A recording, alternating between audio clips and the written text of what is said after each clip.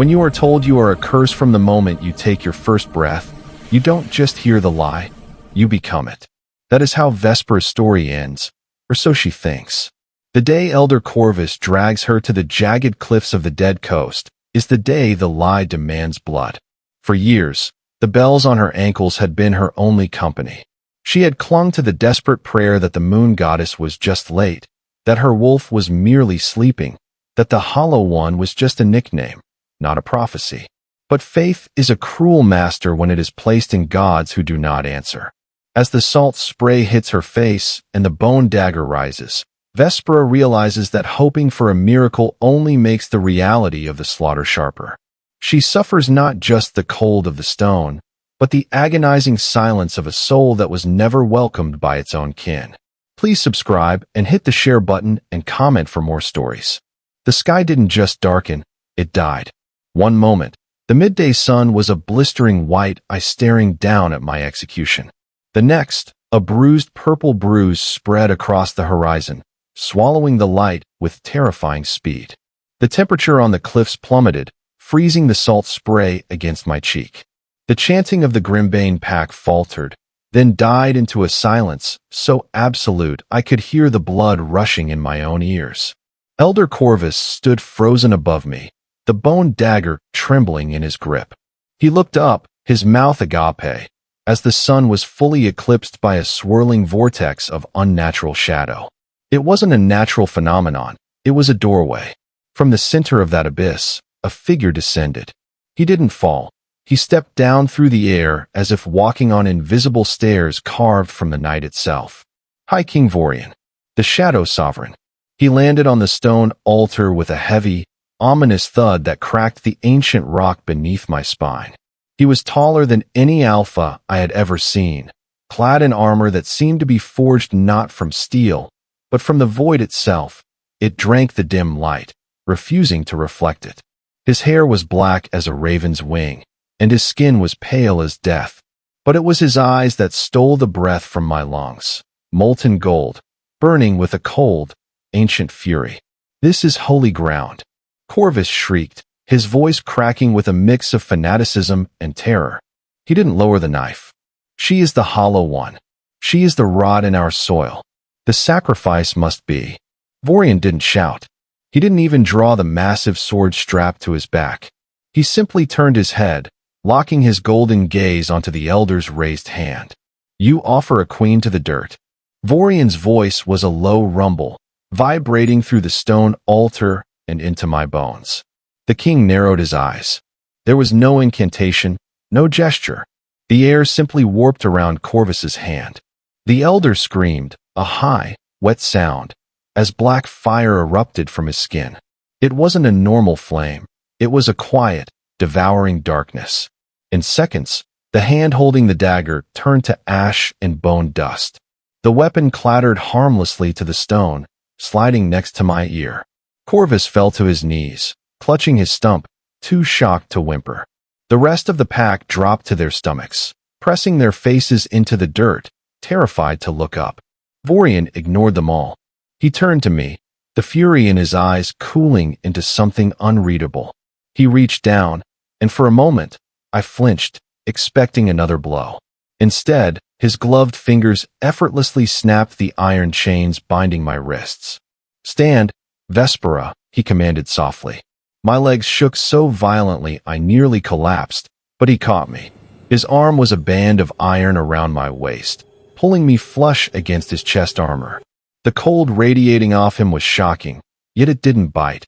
It soothed the stinging cuts on my skin. He unclasped his heavy cloak and swung it around me. The fabric didn't feel like wool or velvet.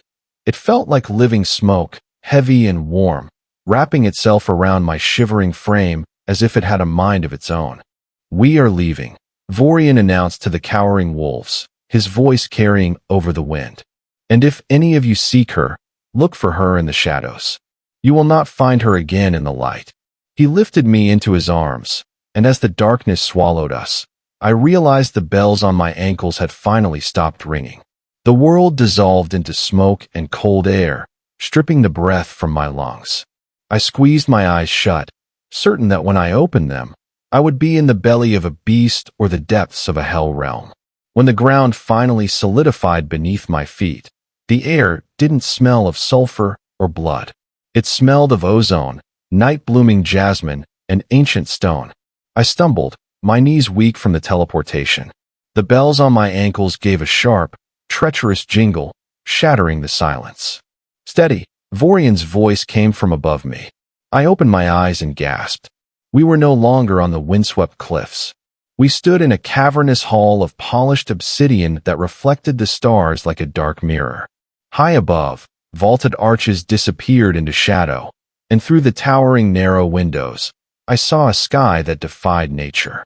It was a bruised violet, suspended in a state of perpetual twilight. There was no sun here, only the soft, silver luminescence of 3 moons hanging low over jagged black mountains. "The Onyx Citadel," I whispered, the name tasting like ash on my tongue. "The home of the Shadow Sovereign.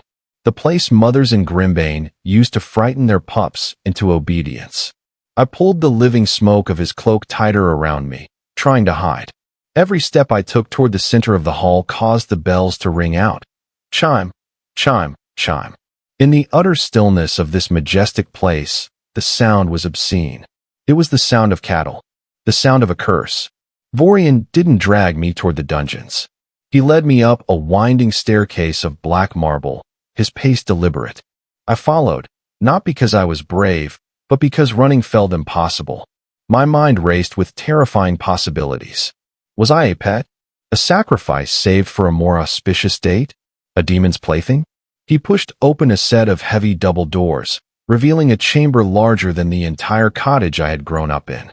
A fire roared in a hearth big enough to roast a stag, casting dancing shadows across velvet furniture and tapestries woven with silver thread. "Sit," he commanded, pointing to a plush armchair near the fire. I obeyed instantly, perching on the edge of the seat, my heart hammering against my ribs like a trapped bird. I waited for him to lock the door. I waited for the chains. Instead, the king walked toward me. The firelight caught the sharp angles of his face, illuminating the scar running through his eyebrow and the terrifying golden intensity of his eyes. He stopped directly in front of me. I flinched, curling into a ball. I am not clean," I stammered, my voice trembling. "I haven't been bathed. I am not fit for." Vorian ignored my babbling. To my horror, the Shadow Sovereign, the monster who had incinerated an elder's hand with a glance, dropped to one knee before me. He reached out, his large, gloved hand encircling my left ankle. I froze, too terrified to breathe. His grip was firm but shockingly gentle, his thumb tracing the raw, chafed skin beneath the leather strap that held the brass bell. "These," he said, his voice dropping to a low, rough timbre that sent a shiver skittering down my spine, "are not jewelry." With a sudden, sharp twist of his wrist, the leather snapped. The bell fell to the thick carpet with a dull thud. He moved to the other foot, repeating the motion, tearing the symbol of my shame away as easily as if it were paper. He picked up the broken straps and the tarnished bells, closing his fist around them. The metal crumpled with a screeching sound, crushed into scrap within his palm. He tossed the debris into the fire, watching the leather curl and burn. "Why?" I breathed, the words slipping out before I could stop it. "They warned the others. They kept people safe from my bad luck."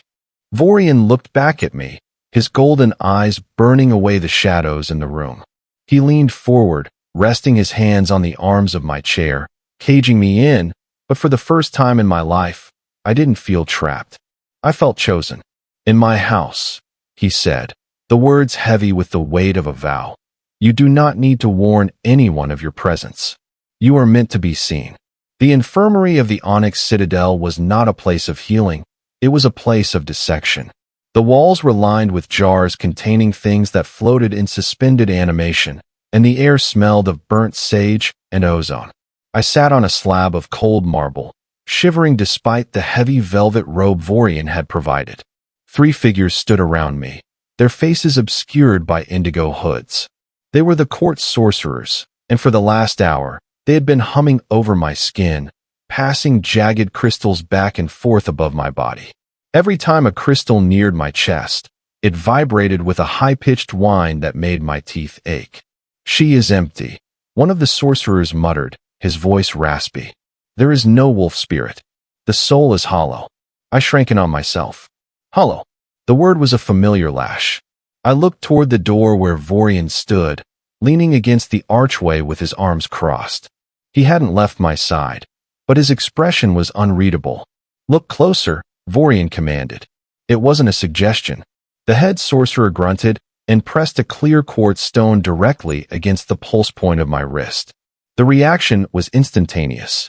The quartz didn't just glow. It turned pitch black, then shattered into dust in the sorcerer's hand. He yelped, stumbling back as purple sparks arced from my skin to the floor. "By the void," the sorcerer gasped, clutching his smoking hand. He looked at me not with the disdain I was used to, but with raw fear. "Sire, she isn't empty. She's dense." "Explain," Vorian said, stepping forward.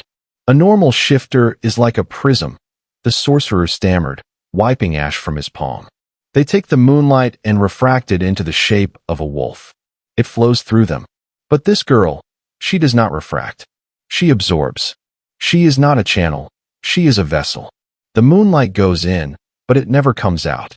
It has nowhere to go. It is building up in her blood like pressure in a sealed keg." "A living battery," Vorian mused, his golden eyes fixing on me with a terrifying intensity. "A bomb," the sorcerer corrected. "If she does not learn to vent this energy, she will not just die. She will level this mountain." The room spun. I slid off the table, my legs feeling like water. I wasn't just defective. I was dangerous. I was a disease that could kill the only person who had shown me kindness. "I need air," I choked out. Before Vorian could stop me, I pushed past the startled sorcerers and stumbled out a side door into a small, enclosed solarium. The air here was cooler, filled with the scent of damp earth. I fell to my knees beside a row of clay pots, gasping for breath, trying to stop the buzzing static in my head. My eyes fell on a clay pot in the corner. Inside was a withered, brown vine, dead and brittle, twisted like a skeletal hand. It looked how I felt, broken, dry, useless. "I'm sorry," I whispered to the dead thing, tears blurring my vision. "I'm so sorry." Without thinking, I reached out, brushing my fingertips against the dry stem. I just wanted to feel something that wasn't frighteningly powerful. A jolt of cold electricity shot from my chest down my arm. Crack. The sound was like a gunshot. The dead vine didn't just turn green, it exploded with life. In a blink, thick, emerald coils whipped outward, thrashing like snakes. Leaves unfurled with the speed of a striking viper, and massive, violet blooms burst open so violently that the force blew the clay pot apart. Shards of terracotta skittered across the floor. I scrambled back, pressing my spine against the stone wall, staring at the monstrosity of life that now writhed on the floor, growing toward me. I looked at my own hands, trembling and pale. I hadn't healed the plant. I had assaulted it with life. "I'm a monster," I whimpered into the silence. "No," Vorian's voice came from the doorway, soft but firm. "You are a storm, and storms can be guided." Again, the word was a crack of a whip in the silent training hall. I wiped a mixture of sweat and silver dust from my forehead, my chest heaving. We were deep beneath the citadel, in a circular chamber lined with lead and runic wards designed to absorb impact. For 3 weeks, this had been my existence. Wake, eat, bleed, sleep. "I can't." I panted, my legs trembling. "Vorian, I'm empty." "You are not empty," Vorian countered, circling me like a wolf stalking wounded prey. He had shed his heavy armor, wearing only loose black trousers and a tunic damp with exertion. "You are overflowing. That is the problem. You treat your power like a volatile poison you must contain. I am telling you to let it breathe." He didn't give me time to recover. With a flick of his wrist, the shadows in the corner of the room detached themselves from the wall. They coalesced into 3 jagged, wolf-like shapes, their eyes burning with a phantom green light. "Defend yourself," he ordered calmly. The shadow wolves lunged. I scrambled backward, my boots sliding on the stone. Panic, cold and familiar, spiked in my chest. I threw up my hands, squeezing my eyes shut, wishing for a shield. A pathetic fizzle of violet sparks popped in the air and died. One of the shadow wolves slammed into my shoulder, not biting, but hitting with the force of a battering ram. I hit the ground hard, the air leaving my lungs in a wheeze. Pathetic, Vorian said. He wasn't mocking me. He was stating a fact. He walked over, dissolving the shadows with a wave of his hand. He towered over me, blocking out the light of the glow crystals above. You are afraid you will hurt me. You are afraid you will break the room. So you hold back. I destroyed a garden by touching it. I cried, scrambling to my feet, anger finally piercing through the exhaustion. If I let go, I'll kill you. Vorian's expression darkened. He stepped into my space, forcing me to retreat until my back hit the cold stone wall. He placed a hand on the wall beside my head, leaning in until I could feel the heat radiating from his skin. The scent of rain and dark magic filled my senses. You think you can kill me, little moon? He whispered, his voice dangerously low. I am the void. I consume worlds. Do you really think a spark from a frightened girl is enough to end me? It was the arrogance that did it. The dismissal. After a lifetime of being told I was nothing, being told I was weak was a trigger I didn't know I had. I am not weak, I hissed. Then show me, he challenged, leaning closer, his eyes dancing with a taunting light. Strike me. Don't think. Burn. He feinted a strike toward my face. It was instinct. It was survival. It was rage. I didn't reach for the magic. I simply opened the gate. The sensation was like a dam breaking. A roar filled my ears, drowning out my own heartbeat. I shoved my hands forward, screaming as the pressure in my blood released. A blinding shockwave of pure, white-violet light exploded from my palms. It wasn't a spark. It was a supernova. The force of it lifted my feet off the ground. The runic wards on the walls screamed as they shattered. And Vorian, the unmovable shadow sovereign, was blasted backward as if he weighed nothing. He flew across the room, crashing into the weapon rack on the far wall with a deafening clamor of steel and stone. The light faded, leaving spots dancing in my vision. Silence crashed back into the room. I stood frozen, my hands still outstretched, smoke curling from my fingertips. Horror washed over me. Vorian. He lay amidst a pile of broken spears and dented shields. He didn't move. Vorian. I screamed, sprinting toward him, tears stinging my eyes. I didn't mean to. I told you I would. A low rumble cut me off. I skidded to a halt. He wasn't groaning. He was laughing. Vorian pushed himself up on his elbows, shaking shattered wood from his dark hair. His tunic was singed, and there was a bruise forming on his jaw, but his face was alight with a terrifying, feral joy. He looked at me across the ruins of the training hall, his golden eyes blazing with pride. Finally, he wheezed, wiping blood from his lip with a grin. There she is. The gown Vorian had commissioned for me was not made of fabric. It seemed woven from the night sky itself. Deep indigo velvet dusted with crushed diamonds that caught the candlelight with every breath I took. It was beautiful, but as I stood before the towering doors of the grand hall, I felt like a sacrificial lamb wrapped in ribbon. Breathe, Vorian murmured, stepping up beside me. He wore formal black leathers with a cape of silver wolf fur, a stark crown of jagged obsidian resting on his brow. He looked every inch the terrifying shadow sovereign, yet his hand found the small of my back, his touch grounding me. They will eat me alive, I whispered, clutching the fabric of my skirt. Let them try, he replied, a dark amusement curling his lip. You have already proven you can flatten a room. The doors groaned open. The sound of 100 conversations died instantly. We walked into the cavernous ballroom, and the weight of 1,000 eyes pressed against my skin. These were not the ragged, starving wolves of Grimbane. These were the aristocracy of the night court, highborn predators with jewels in their hair and blood on their hands. They stared at me with a mixture of curiosity and disdain. I was the outsider, the defective stray their king had dragged in from the wasteland. We reached the dais.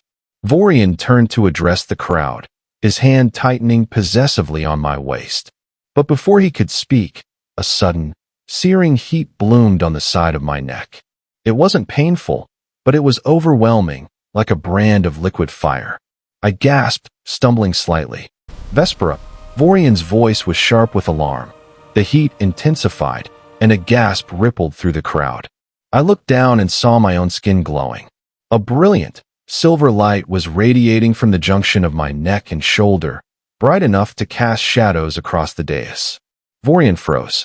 He reached out, his fingers brushing the skin just below the light. "The crescent," he breathed, his voice stripped of its usual command. I looked into a nearby polished shield hanging on a pillar. On my neck, the light had seared itself into a perfect, shimmering silver crescent moon, the mark of the fated mate. The silence in the hall was deafening. Then, with a rustle of silk and the clatter of swords, the entire court, dukes, generals, assassins, dropped to their knees. They didn't bow out of politeness. They bowed with the absolute, trembling submission of wolves recognizing their alpha female. "Hail the High Queen," a voice rang out. The sound of it terrified me more than the silence. Queen. The title felt like a cage. They weren't bowing to me. They were bowing to the mark. They were bowing to the womb that would bear heirs, the battery that held magic. I was just a vessel again. Panic, cold and irrational, seized my throat. I tore myself from Vorian's grip. "No," I choked out. I turned and ran. I ignored Vorian's shout. I sprinted past the kneeling nobles, my diamond-dusted skirts tangling around my legs, and burst through the balcony doors into the freezing night air. I gripped the stone railing, gasping for breath, the silver mark pulsing against my skin like a second heart. "Vespera." Vorian slammed the balcony doors open. He didn't look like a king now. He looked frantic.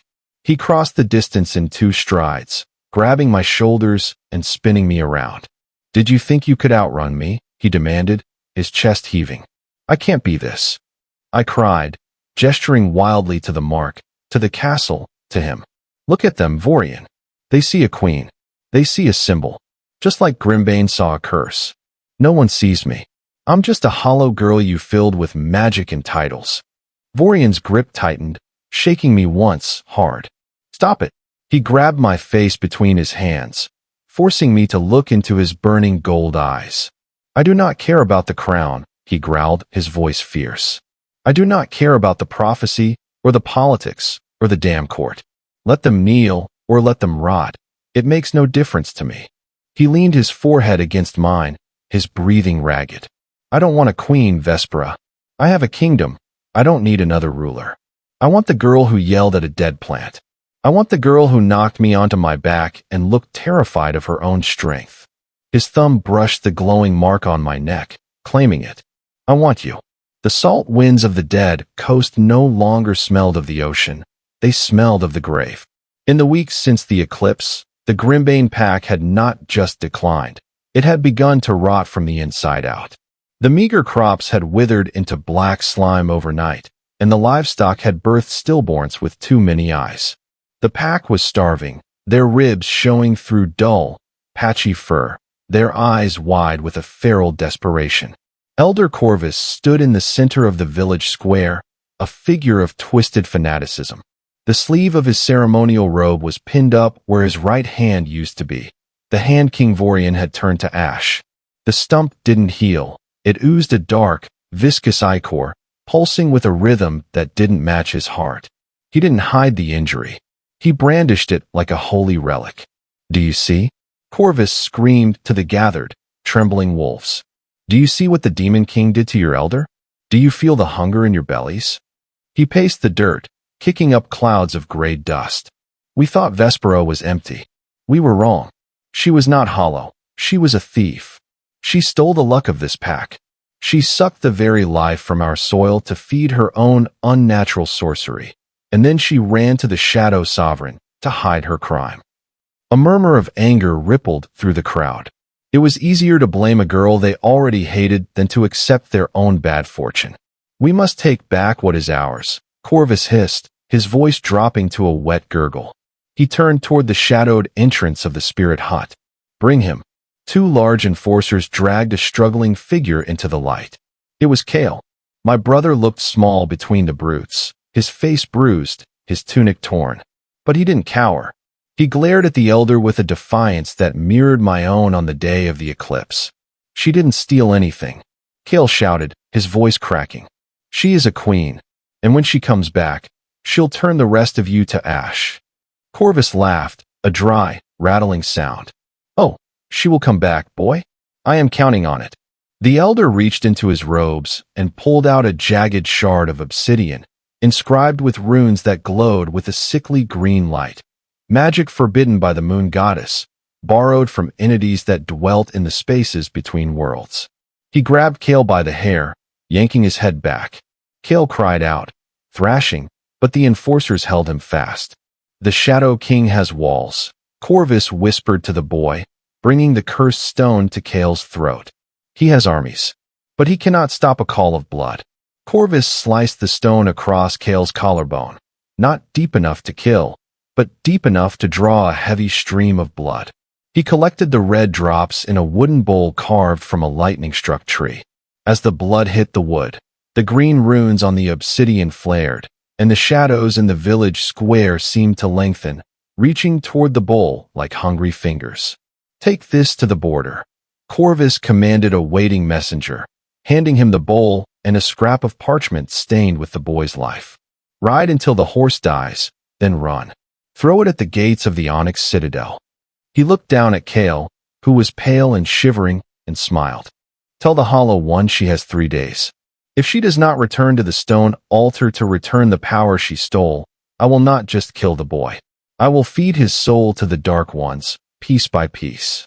The message had arrived at dawn, a blood-stained scrap of parchment wrapped around a jagged stone, thrown against the citadel gates.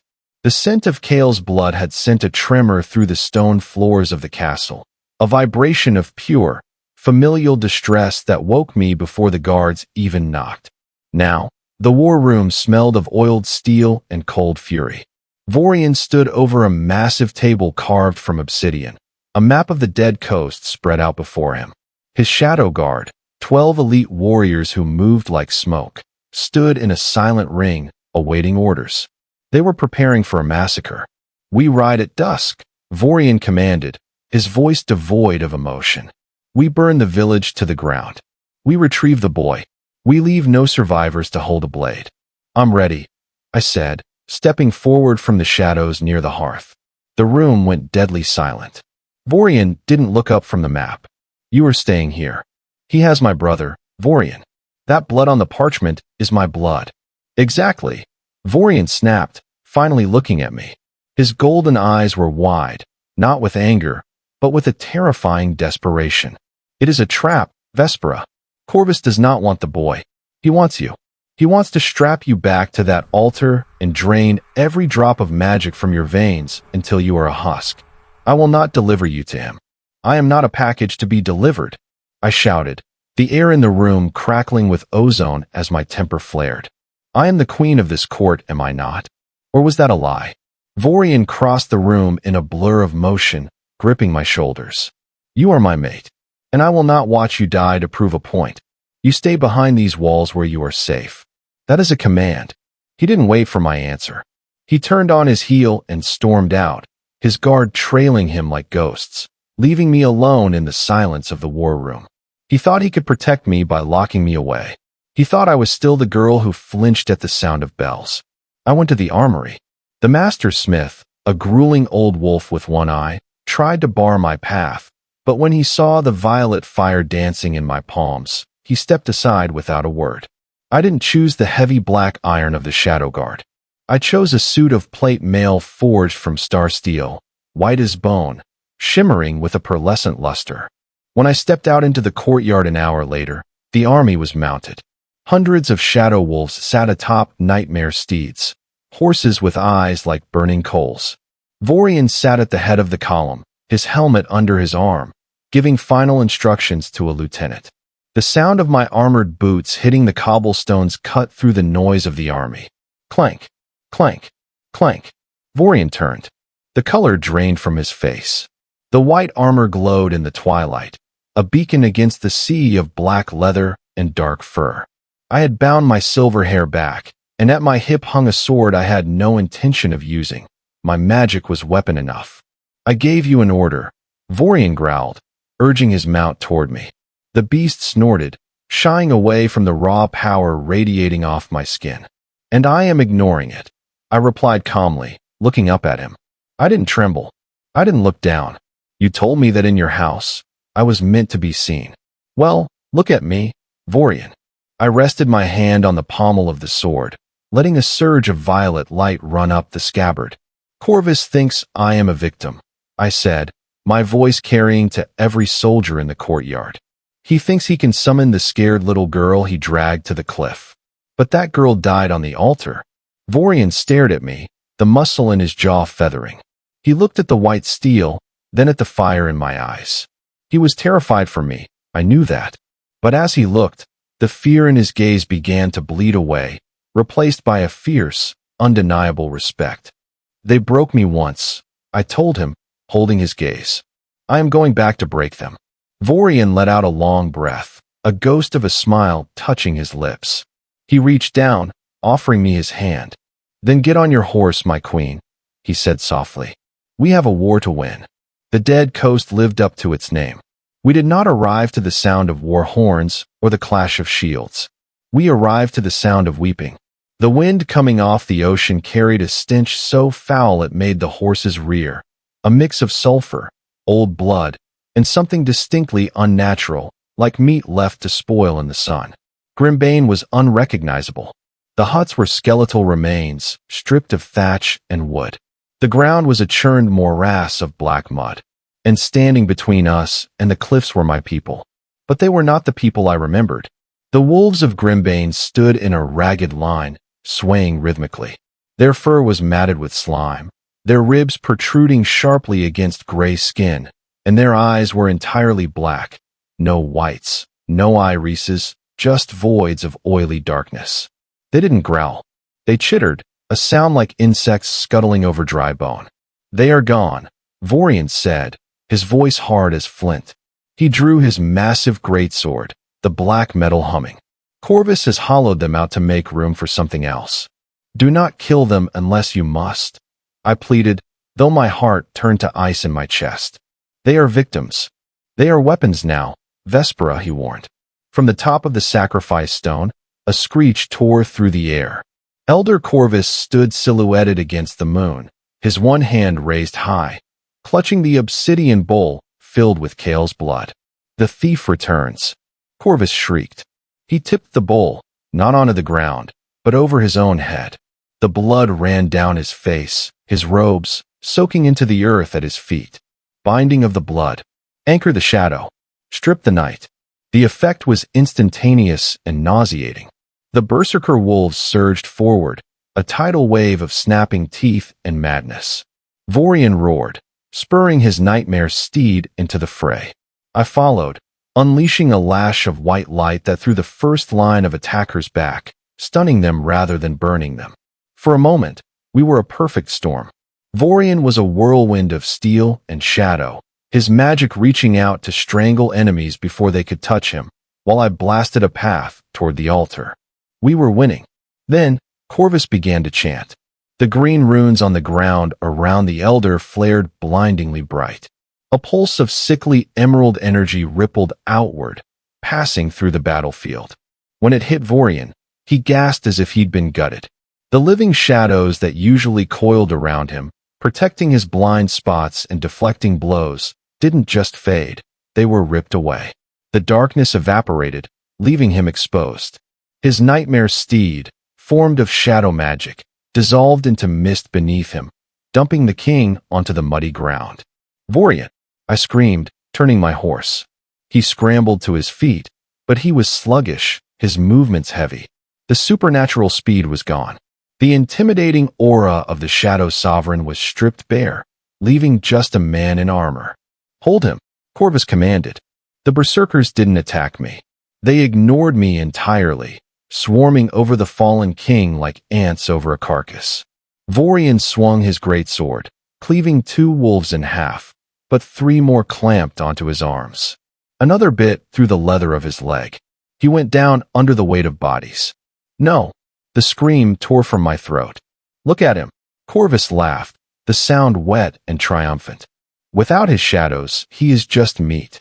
And you, little queen, are all alone." I watched as a pile of snarling, corrupted wolves buried my mate, their teeth seeking the gaps in his armor. For the first time since the eclipse, Vorian wasn't the monster in the dark. He was the prey. They buried him. A mound of snapping jaws and matted fur covered the place where the Shadow Sovereign had fallen. I couldn't see his armor. I couldn't hear his voice. I could only hear the wet, tearing sounds of the pack trying to rip him apart. Fear should have paralyzed me. It should have sent me running back to the Citadel, back to the safety of the walls Vorian had built to keep the world out. But as I watched the man who had given me everything disappear under a sea of teeth, the fear evaporated. It didn't fade. It was incinerated by a white-hot spark in the center of my chest.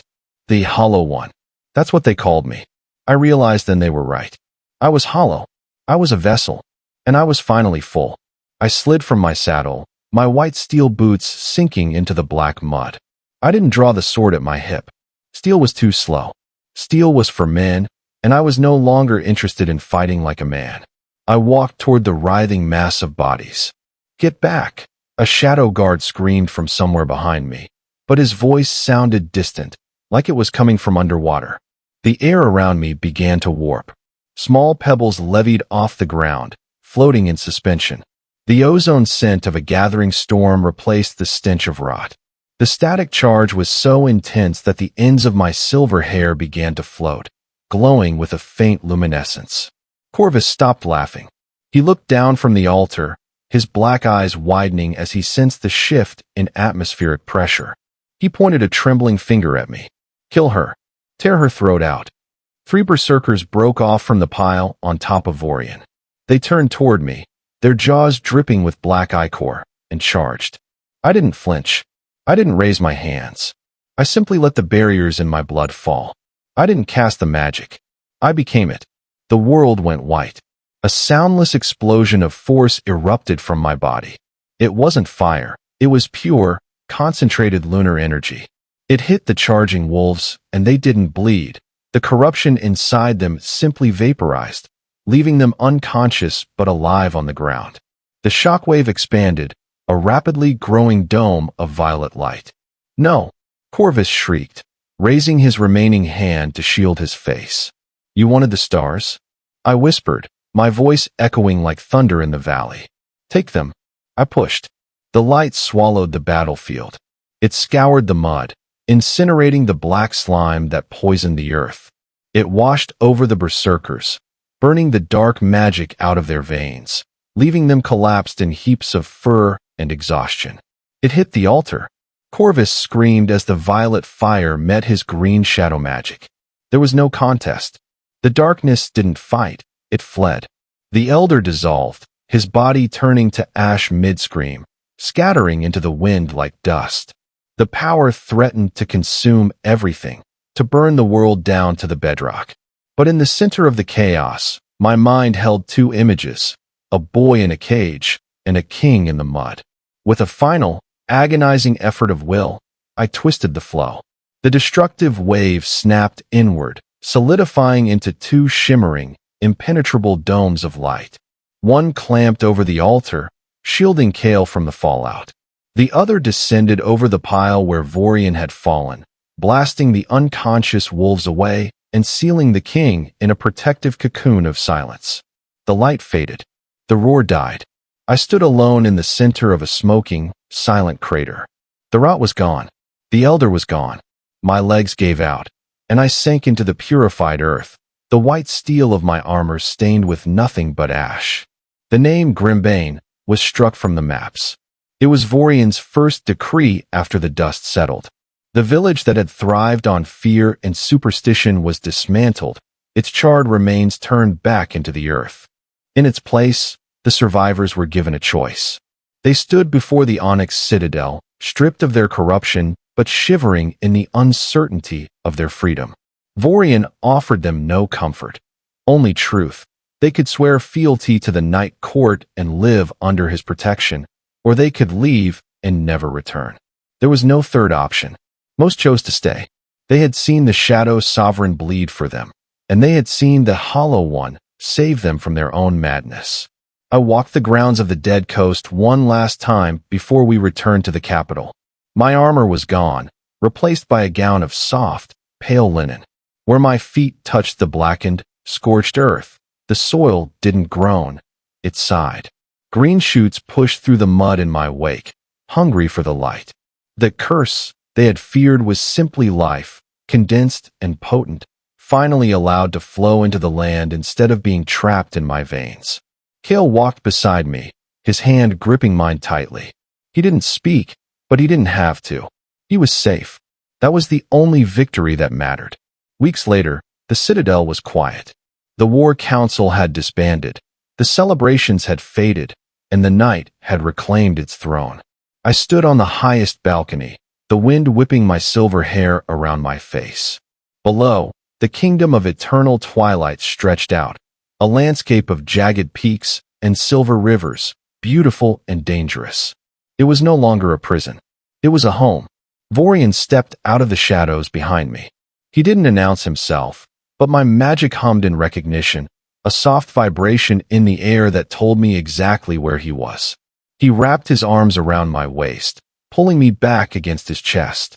I leaned into him, the cold of his armor gone, replaced by the warmth of silk and skin. He rested his chin on the top of my head, his breathing syncing with mine. The scouts report the coast is blooming, he murmured, his voice a low rumble against my spine. They are calling it the moon-touched lands now. It's just grass, Vorian, I said, a small smile touching my lips. It is hope, he corrected. Something they haven't had in a very long time. I closed my eyes, listening to the silence. For years, every quiet moment had been filled with the phantom jingle of the brass bells on my ankles, a constant, ringing reminder of my shame, warning the world to stay away. I had waited for the sound to return, haunting me in the dark. But the silence held. There were no bells. There was no fear. There was only the steady, powerful thrum of the magic coiling beneath my skin, waiting for my command. And beneath that, louder and more grounding than any anchor, was the heavy, rhythmic beat of Vorian's heart against my back. "What do you hear?" he asked softly, as if reading my mind. I placed my hand over his conqueror's heart, feeling the life I had fought to save. "Everything," I whispered. "I hear everything." They called her a curse. She became their queen. If you love stories where the rejected rise up and love conquers darkness, subscribe button to unlock more tales of rejected mates and dangerous kings. The next story is waiting for you.